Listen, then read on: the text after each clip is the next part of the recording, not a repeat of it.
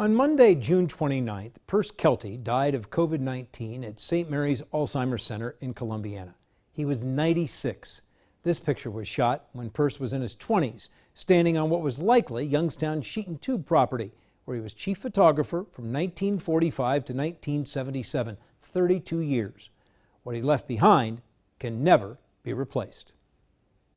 In the garage of his Canfield home, steel mill artifact collector Mike Teisler this afternoon flipped through his Perce Kelty collection. 300 photos, which Teisler bought at auction for $200. Here's another signed photo. Perce Kelty was the chief photographer at Youngstown Sheet and Tube from 1945 until 1977. Teisler had some of his favorite Keltys lined up.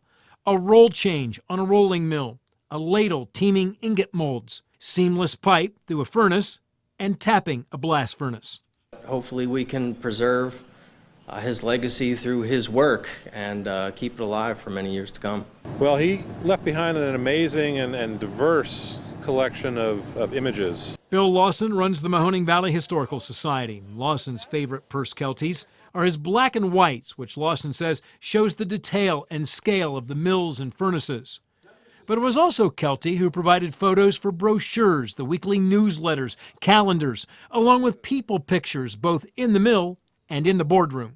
And of course, his skill and his eye went into all of the photographs that he took. And so when you look at the whole body of it, it's just really amazing. He was quite a character, actually. Anybody that knows him knows that he's a pretty good storyteller. Rick Rollins runs the Youngstown Steel Heritage Foundation. Rollins likes this Kelty from the late 1950s, which shows the former Jeanette blast furnace on the right, which Rollins tried but could not save.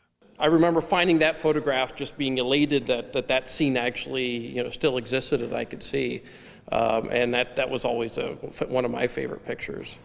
Perce Kelty won many awards for his work. He often signed the pictures or marked them with a gold inlay.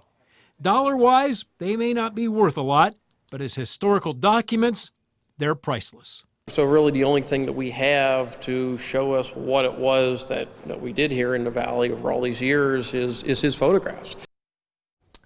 Kelty's obituary tells the story of how in September of 1977, the president of Sheet and Tube sent Perce to New York with letters from media outlets that he was not allowed to open, but he opened them anyway.